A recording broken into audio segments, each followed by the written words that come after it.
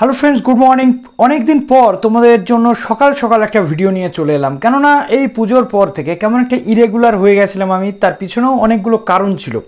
তো আজকে থেকে আবার তোমরা প্রত্যেকদিন সকালে একটা করে ভিডিও কিন্তু পেতে চলেছো।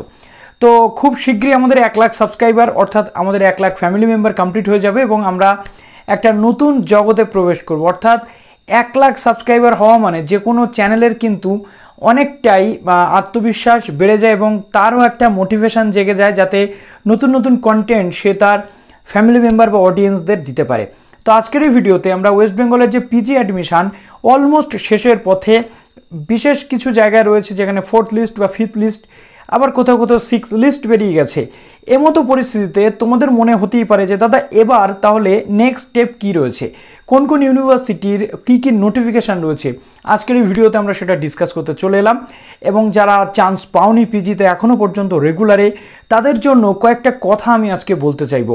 তো যারা নতুন আছো এই চ্যানেলে, অবশ্যই চ্যানেলটিকে সাবস্ক্রাইব করে পাশে থাকা বেল আইকনটি ক্লিক করে দাও যাতে সমস্ত তথ্যগুলো তোমরা টাইম টু টাইম এখান থেকে পেয়ে যাও। তো ক্যালকাটা ইউনিভার্সিটি এবং রবীন্দ্রভারতী ইউনিভার্সিটির পক্ষ থেকে চলে এসেছে নোটিফিকেশান। কিসের নোটিফিকেশান? 1 নভেম্বর 2022 থেকে শুরু হচ্ছে পিজির অ্যাডমিশান, যেটা যারা কমপ্লিট করেছে ফার্স্ট সেমিস্টার তাদের ক্লাস।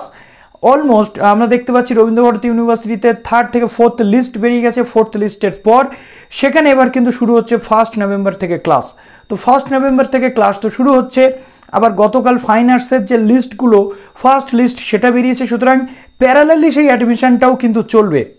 এর পাশাপাশি ক্লাসটাও কিন্তু হচ্ছে, শুরু হবে। ফাইন আর্টসের ক্লাস মেবি একটু লেটে শুরু হতে পারে, কিন্তু বাদবাকি যে আর্টসের ক্লাসগুলো সেগুলো কিন্তু 1 তারিখ থেকে শুরু হয়ে যাবে। এবার আসছে ক্যালকাটা ইউনিভার্সিটি। ক্যালকাটা ইউনিভার্সিটি কী তথ্য? এমএসসি পোর্টালে আমরা একটা নোটিশ দেখতে পেয়েছি যেখানে বলা হয়েছে এখনও পর্যন্ত 3rd লিস্ট পর্যন্ত অলমোস্ট 1st, 2nd, 3rd লিস্টে যারা অ্যাডমিশন নিয়েছে তাদের কিন্তু এবার 1 নভেম্বর থেকে ক্লাস শুরুর পালা। এমএসসি এবং এই যে বিষয়টা বলা রয়েছে এমকম এবং এমএডটা এখনও পর্যন্ত বলা হয়নি, খুব শীঘ্রই এমএ এবং এমকমেরটাও কিন্তু চলে আসবে। তবে কি 1 নভেম্বর থেকে ক্লাস শুরু হচ্ছে। এটা শুধুমাত্র ক্যালকাটা বা রবীন্দ্রভারতী ইউনিভার্সিটি নয়, রাজ্যের প্রত্যেকটি ইউনিভার্সিটিতেই 1 নভেম্বর থেকে ক্লাস শুরু হচ্ছে। এখনও পর্যন্ত যে যে মেরিট লিস্ট বেরিয়েছে সেই মেরিট লিস্টে যারা অ্যাডমিটেড ক্যান্ডিডেট তাদেরকে নিয়েই কিন্তু ক্লাস শুরু হবে। এবার তোমাদের প্রশ্ন জাগতে পারে দাদা বিদ্যাসাগর ইউনিভার্সিটি, WBSU, তারপরে বা KNU, তারপরে আমাদের যাদবপুর ইউনিভার্সিটি বা অন্যান্য যে ইউনিভার্সিটিগুলো রয়েছে এখানে কি হবে? দেখো, প্রত্যেকটা ইউনিভার্সিটিতে উচ্চশিক্ষা দপ্তরের নির্দেশিকা অনুযায়ী 1 নভেম্বর থেকে কিন্তু তোমাদের ক্লাস শুরু হচ্ছে। এবার প্রশ্ন জাগতে পারে যে দাদা আমাদের তাহলে ভেরিফিকেশান, ফিজিক্যাল ভেরিফিকেশান কবে হবে? দেখো, ক্লাস শুরু মানে এবার রবীন্দ্রভারতী ইউনিভার্সিটি যেমন বলেছে প্রত্যেকটা স্টুডেন্টকে তাদের ডিপার্টমেন্ট হেডদের সাথে বা ডিপার্টমেন্টের সাথে যোগাযোগ রাখতে, ক্লাস শুরু হবে তার পরবর্তীতে সেই সাথে সাথে প্যারালালে কিন্তু ফিজিক্যাল ভেরিফিকেশান চলবে। ফিজিক্যাল ভেরিফিকেশানের নোটিফিকেশানটা এখনও পর্যন্ত দেওয়া হয়নি। কিছু ইউনিভার্সিটি আবার ফিজিক্যাল ভেরিফিকেশানের নোটিফিকেশান দিয়েছে। WBSU একেবারে ফিজিক্যাল ভেরিফিকেশান করেই ক্লাস শুরু করছে 1 নভেম্বর থেকে। ক্যালকাটা ইউনিভার্সিটি তেমনিভাবে 1 নভেম্বর থেকে ক্লাস শুরু করছে এবং সেখানে কিন্তু সেই সাথে সাথে ডিপার্টমেন্ট ওয়াইজ ভেরিফিকেশনগুলো চলতে থাকবে। সুতরাং ডিপার্টমেন্টে তোমরা যাবে, তোমাদের একটা ইন্ট্রো সেশন চলবে, তোমাদের ফ্রেশার্স ওয়েলকাম চলে এবং একাধিক বিষয় সেখানে রয়েছে। তো সেগুলো তো অবশ্যই মজার পার্ট, সেগুলো তোমাদের চলতে থাকবে। বর্ধমান ইউনিভার্সিটিতেও 1 নভেম্বর থেকে ক্লাস শুরু হচ্ছে। ক্লাসের নোটিফিকেশন না এলেও আমি বলে দিচ্ছি, কেননা প্রত্যেকটা নোটিফিকেশানে সেটা কিন্তু মেনশন যে 1 নভেম্বর থেকে তোমাদের ক্লাস। তো এইভাবে জীবন তোমাদের চলতে থাকবে, একটা নতুন জীবনে পদার্পণের সময় তোমাদের চলে এসেছে। 1 নভেম্বর থেকে ক্লাস। এই ইউনিভার্সিটি বা কলেজ লাইফ থেকে এবার তোমাদের ইউনিভার্সিটি লাইফ কিন্তু শুরু হতে চলেছে। তো এই সব কিছু থাকবে, তার পাশাপাশি কিছু কষ্ট বা কিছু দুঃখও থাকবে। যে সমস্ত স্টুডেন্টসরা এখনও পর্যন্ত পিজিতে অ্যাডমিশান নিতে পারোনি, রেগুলার পিজিতে এখনও মেরিট লিস্টে তোমাদের নাম আসেনি, যেখানে যেখানে উইলিংনেস ফিল আপ চলছে সেখানে তোমরা সুযোগ নেওয়ার চেষ্টা করো। আর একটাই কথা বলবো বন্ধু, জীবন কখনো থেমে থাকে না।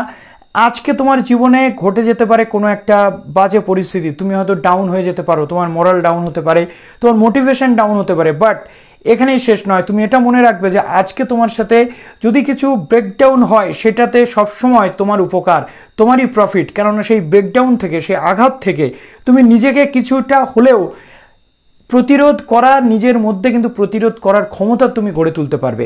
আর সেই ক্ষমতা তোমাকে আগামী জীবনটাকে আরও সুন্দর করে তুলতে পারবে। যেটা আমি গতকাল কমিউনিটি পোস্ট দিয়েছিলাম। কেননা আমার জীবনেও প্রতিনিয়ত এরকম কিছু ঘটনা ঘটে চলে। আজকে যে 98,000 সাবস্ক্রাইবার বা 98,000 পরিবারের সদস্যভুক্ত হয়েছি আমরা, এর পেছনে অনেক স্ট্রাগল রয়েছে আমার, অনেক পরিশ্রম, অনেক আর দিন রাত এক করে নিজের অনেক কোয়ালিটি টাইম আমি কিন্তু স্পেন্ড করতে পারিনি। আমি কোয়ালিটি টাইম হিসেবে মনে করেছি যে আমার অডিয়েন্সদেরকে কিছু দিতে হবে, সেই জায়গাতে আমি কিন্তু নিজেকে স্ট্রিক্ট রেখেছি এবং আমি অনেকবার ভেঙেছি, অনেকবার নিজেকে গড়েওছি। তোমাদেরও বলবো যারা যারা চান্স পাওনি তারা কিন্তু নিজেকে ভাঙবে না, আর যদিও বা ভেঙে থাকো অবশ্যই গড়ার চেষ্টা করো, কেননা তোমাদের সামনে ডিস্টেন্স রয়েছে। এবছর না হয় সামনের বছর রয়েছে, কিন্তু তুমি ডিটারমাইন্ড থাকো। তোমার মনে যদি থাকে যে তুমি মাস্টার্স করবে, তুমি হায়ার স্টাডিজ করবে, তাহলে তুমি অবশ্যই করতে পারো। আবার দেখো যারা চান্স পাওনি বলে এটা কখনো ভাববে না যে তোমাদের লাইফটা এখানে শেষ হয়েছে। আজকে মাস্টার্সে তুমি চান্স পাওনি রেগুলারে, এরকম হতে পারে তুমি এক সময় WBCS এর সর্বোচ্চ পদে অধিষ্ঠিত হয়েছো, ইউপিএসসিতে তুমি ক্র্যাক করেছো। কেননা আজকে মাস্টার্সে অ্যাডমিশন নাওনি মানে তুমি কম্পিটিটিভের জন্য কিন্তু প্রিপারেশন নিতে পারো। সেই কম্পিটিটিভের জন্য প্রিপারেশন নেওয়ার সাথে সাথে তুমি কিন্তু নিজেকে আরও একবার গড়তে পারো। এই যে মাস্টার্সের চান্স না পাওয়ার যে গ্লানি, যে নিডস রয়েছে তোমার মধ্যে, এই নিডসটাকে তুমি কোনো একটা এরিয়াতে কিন্তু ইনভেস্ট করতে পারো, যাতে করে সেই এরিয়া থেকে তুমি এমন একটা জায়গাতে পৌঁছবে যেটাতে তোমাকে আর কখনো পিছনে ফিরে তাকাতে হবে না। Distance education, online education, competitive exam, অনেক দিক কিন্তু তোমাদের জন্য খোলা রয়েছে। আজকে মেনলি সকালবেলা এই ভিডিওটা তোমাদের জন্য বুস্টিংয়ের একটা ভিডিও, অর্থাৎ তোমাদের মনটাকে যাতে আমি বুস্ট করতে পারি, মোটিভেশনটাকে ডাউন থেকে যাতে আমি আপে নিয়ে যেতে পারি, সেই প্রচেষ্টা আজকে এই ভিডিওতে আমি করার চেষ্টা করলাম। তো এবার থেকে বললে তোমাদের এই সমস্যাগুলো নিয়েও আমি ভিডিও আনার চেষ্টা করব, কারণ একটা টাইমে আমি বলেছিলাম একটা নির্দিষ্ট ফরম্যাট থেকে বেরিয়ে নতুন কিছু করার চেষ্টায় আমিও রয়েছি। তো তোমাদের উৎসাহ এবং উদ্দীপনা যদি আমাকে মোটিভেট করে, আমি অবশ্যই সেই কাজগুলো করব। আজকে যে কথাটা বললাম, আগামী দিনে তোমাদের এই কথাটা কিন্তু যদি তোমরা ধরে চলতে পারো, জীবনে কিন্তু কখনো ঠকবে না, এটুকু বলতে পারি।